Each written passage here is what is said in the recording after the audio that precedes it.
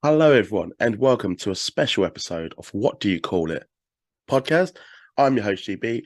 Voice isn't 100%, but because of the football, but my guest probably knows it as soccer. Cheering a bit too much, but it's not going to stop me from this interview. No chance at all. She's actually known as Lucha Royalty, Impact Wrestling, longest reigning champion, held the belt for 4 times as well, and the current Impact World Tag Team Champion. Please give up for Lorera Loca, Taya Valkyrie. How you doing today? You all good? Good. How are you? I'm good. I'm really good. Pretty excited for this interview. In general, I'm pretty good. Voice isn't 100%, as I just said, but other than that, I'm good.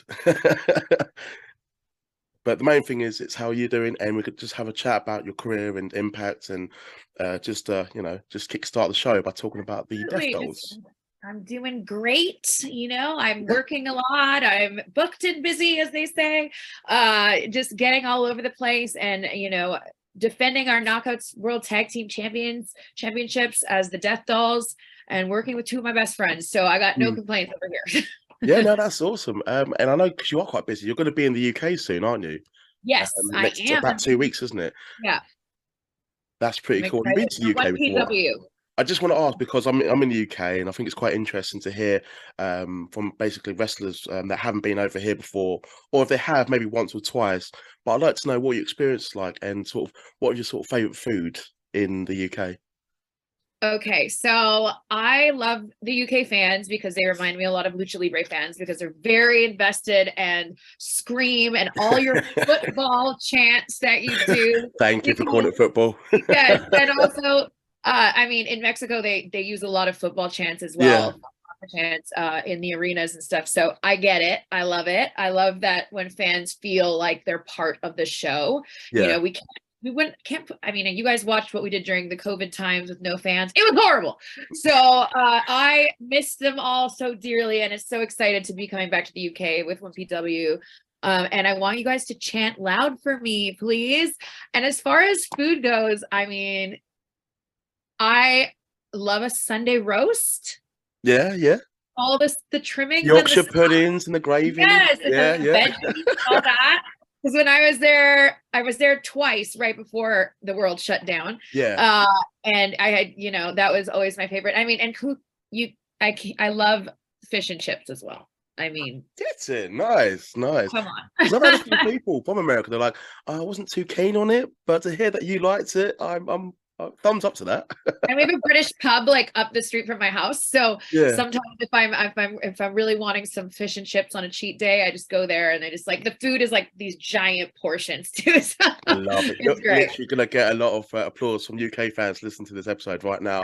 But I will go back to the wrestling, because I know my time's limited and you're very busy. I actually want to go back to the Death Dolls, your two best friends, are you saying? Because I find it quite interesting. Obviously, there have been rivalries and you've wrestled them before. Do you feel that's kind of helped you bond as a stable and kind of have that more respect for each other? We obviously have a long history and have known each other through the indies and beyond, for many, many years. But we're genuinely, like, in real life, we're friends. We love each other, respect each other, have laughed a lot together, cried together. Like, we're all very, very close. And so that realness is very evident in how we're presented on television as part of the Death Dolls. And that's very genuine. I have so much love and respect for both Jessica and Rosemary, who they are in the ring and outside of the ring. So I couldn't think of two better people than those two, as being part of Death Dolls and as part of being, two-time Knockouts Tag Team World Champions. No, I like it because you're so unique as well, but different. But it sort of makes it just, I don't know. Yeah, makes it gel a bit better. It's weird. Yeah, like, we're not three Barbie dolls that look the same. Yeah, we're all so different, but that's what makes it fun. Yeah, absolutely. It works. 100%. Opposite attract. Our dynamic is so fun because we are all so different, and you can really recognize yourself in one of us, I'm sure. No, definitely. I'm a big fan of it. I think I was going to ask, but I think there might have been a delay. But is there any goals that you guys have for this year as a stable, and maybe any individual goals as well? If you can talk behalf of them, but more yourself. Obviously, we want to continue being the world Knockouts Tag Team Champions. We'd Yep. love to become the longest reigning World Knockouts Tag Team Champions. Why not? Obviously, there are 3 of us. We do Freebird rules. So Yeah. one of us could definitely go after the Impact Wrestling Knockouts Championship. I personally would love to do that. I have a lot of deep respect for Mickie James. We've never faced each other. Have you not? No, we've never faced each other. Oh, wow. Once. She doesn't know about La Buena Loca. She doesn't know.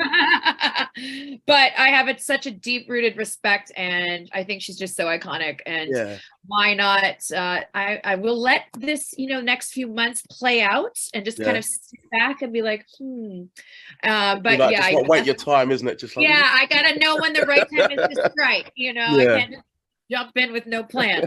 But for now, like, we just want to continue to be World Knockouts Tag Team Champions and break records and face the best in the world and have the world recognize us as the best women's tag team, if not the best tag team in the world. So awesome. It's still early, but obviously I think like already you're established and people already know who you are, and one of the best teams and groups out there. I 100% say that. Not just to talk to you, I do honestly believe that. One thing I found quite interesting, I know you spoke about it before, but I want to touch on it. Glow. I know you had a role in it, and unfortunately the season got cancelled. I was gutted about it because I loved it. But I've seen like Kate Bush tweeting it, I've seen you retweet it. So I'd like to know, do you have any other acting roles lined up or anything that you might have in the works?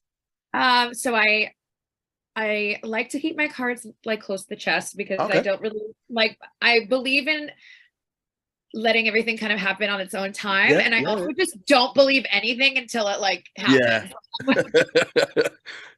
I did not believe that I was signed to WWE until I was like walking through the door. Like I was like, someone's gonna come and take it away. Like I don't believe anything until I'm like actually doing it.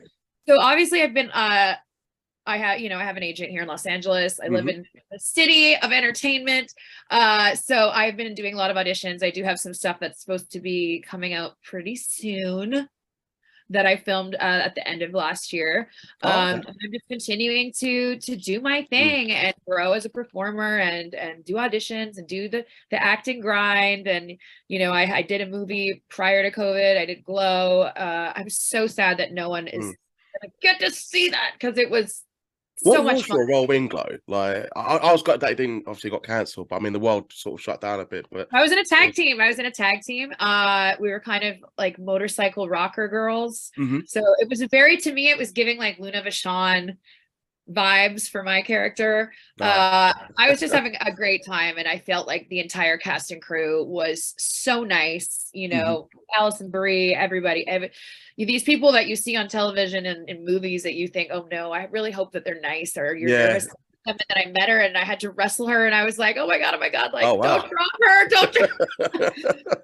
And like having Chavo Guerrero as the stunt coordinator and helping all the women, and those girls had so much respect for wrestling in general because they'd been training and doing it. And we're filming wrestling scenes over and over and over again, and it was just super fun. And I can't wait. I know that the universe has a plan, and I know that something wonderful will come from it. Fingers crossed. Obviously, like to see Kate Bush, like just Kate Nash. Sorry, not she doesn't do Run Up the Hill. Kate Nash, I know. And the group photos, I was like, oh, like take me back. Like, why did it have to get cancelled? Yeah. And I actually ran into Mark Maron recently when we were at like the Comedy Store. So I just like when I see people and I'm just like, God, we gotta do it. It's gotta happen. I mean, even if I'm not in it, I just want as a fan for like the story to be told and finished. Yeah, just to finish. Yeah, exclamation point. 100%. I thought I was gonna kind of dislike it, but I got hurt straight away. I was like, this is really, really good. And one day, but the fact that I speak to you about it briefly, that's pretty cool. One thing I do want to ask, sort of as I come to the end, is because you've accomplished so much in Impact. So I won't ask about each person you've had a match with because we'll be all day, And but you've done everything: tag team titles, longest reign, fierce rivalries, and classic matches. But I'd like to ask you, what does Impact Wrestling mean to you? I just got like goosebumps on my body. It means so much to me because I genuinely love those people. Like, I just love them. Like, I feel so much respect from everybody, even to the owners of the company, to Scott D'Amore, to the writers, to the producers, to the film crew, to my fellow wrestlers. Like, we all genuinely are just trying to find our place in the world and work really hard together. We realize that, you know, I can't dance by myself in the ring. Like, I need somebody else. And we all have that genuine respect for one another, and I think that shows every single week on television, and why we're doing something so special. And I just want everyone to know, like, we are not going anywhere, and to continue to support Impact Wrestling. Wrestling is so much more than one company. It is, you know, putting food on tables for families and entertaining the world. And we all just really love our jobs, and we just want you guys to enjoy it too. So continue to follow Impact Wrestling on DAZN and the Impact Plus app every single week. Don't miss definitely. It's just like, obviously there's so much now there. You don't have to just go to one place now to, you know, be successful. You need fans. There's so much variety now, and you know, if fans want to relive your classic matches, like you said, and the Death Dolls and what you got lined up, and when you do eventually catch up with Mickey James, that's crazy. You never had a match. I just automatically assumed that, by the way, but nope. That's awesome. No, that's pretty cool. But yeah, no, obviously, like you said, the Zone, Impact Wrestling side, the Ultimate YouTube membership. If anyone wants to catch up, please do so. I'm on it. It's brilliant. But I want to thank you for coming on. Obviously, it's been an absolute honor, and I know obviously time limited, but it obviously means a lot. But is there anyone you like to see? Just because Impact is like it lets people come back, doesn't it? It's like an open door, and I like that. But is anyone you like to see come back, or anyone that hasn't been given the chance? You know, for that spotlight. Anyone that's kind of stood out to you, be like, oh, actually, I like to. You know, they do well. I just want to see Mercedes Moné in the Impact Zone. Like, I'm just gonna say it. Like, anyone who doesn't, like, come on. She was signed to WWE for over, you know, a decade, and she's finally spreading her wings and doing her thing. And come on down. Yeah. We've got an invite. Why not? Why not? I like that. Exciting when people who have been locked into one space for so long can finally come play with the rest of us. So why not? No, I like that. Well, thank you for coming on. It's been a pleasure. I hope when you come back to the UK, I hope it's good for you, fish and chips and all that. And some Sunday roast. You got to go to Toby Carvey if there is one in Doncaster. Look around, ask one of the promoters there. They'll show you. It's worth it. It's perfect. Thank you very much for everyone that's listened to this episode. Thank you. Also, I'll have more episodes coming up very soon. If you keep up to date my social media in the description below, you can find out. But like this video, subscribe to the account, and have a good week.